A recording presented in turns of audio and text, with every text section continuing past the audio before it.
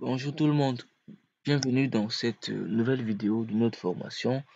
Ton projet, un business plan. Compétence du jour 2 sur 30. Pourquoi produire un business plan?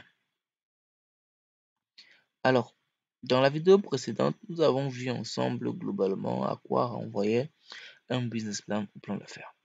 Donc, nous avons conclu sur le fait que le business plan était un outil de quête de financement. Mais alors, est-ce qu'il faudrait impérativement se dire que on ne peut être qu'appelé à produire un business plan que lorsque l'on souhaite se rapprocher des partenaires externes au projet? Est-ce que le business plan ne peut pas être utile à l'entrepreneur ou au porteur du projet lui-même avant d'être destiné aux potentiels investisseurs partenaires? Pourquoi cette interrogation? Tout simplement parce que vous conviendrez avec nous que le financement n'est pas une contrainte pour tous les entrepreneurs. Ce n'est pas tous les entrepreneurs ou les porteurs d'un projet qui ont un problème de financement. D'accord? Dès lors, est-ce qu'un entrepreneur ayant suffisamment de fonds pour financer son projet par lui-même, c'est-à-dire faire un financement en fonds propres, est-ce que ce dernier peut avoir besoin d'un business plan? Quelle est l'utilité du business plan tant pour l'entrepreneur que pour l'investisseur?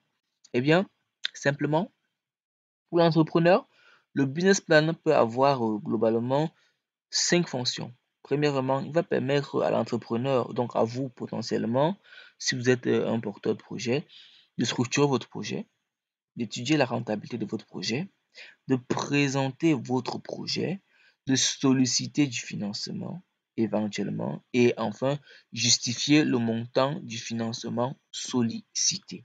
Alors, comment est-ce qu'un business plan va donc vous permettre de faire tout ça? Eh bien, grâce au business plan, par exemple, un entrepreneur pourra formaliser l'idée derrière son projet de façon claire parce que pour écrire et expliquer votre projet à des personnes autres que vous ou à vous-même, il faudrait que vous compreniez vraiment tout ce qui se cache derrière ce projet. Donc, le business plan permettra de comprendre, vous permettra de comprendre votre projet, de le formaliser. Premièrement, il permettra d'organiser les données du projet, c'est clair, parce que vous allez faire un grand travail de collecte.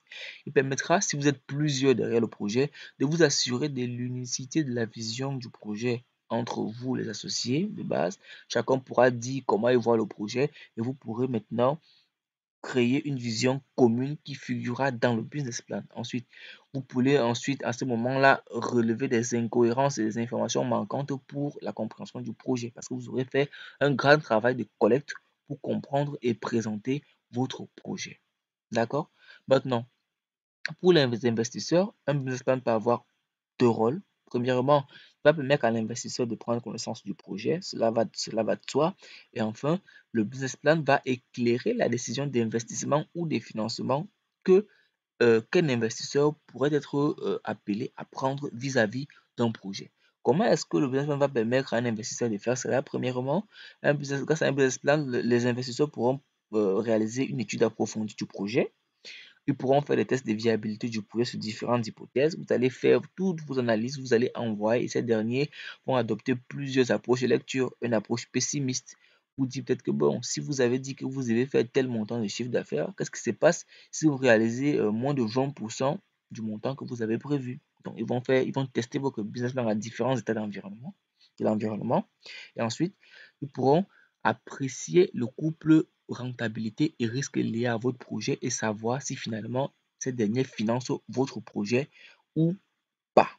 D'accord? Donc, concrètement, vous comprenez qu'un business plan peut être utile non seulement pour l'investisseur, mais aussi et surtout pour l'entrepreneur. Parce que même avant de partir pour les investisseurs, il faudrait que vous vous rassuriez que vous-même, vous compreniez votre projet et que vous l'aviez bien présenté vous-même. Ça peut être une ligne de conduite à suivre par vous pour développer votre projet.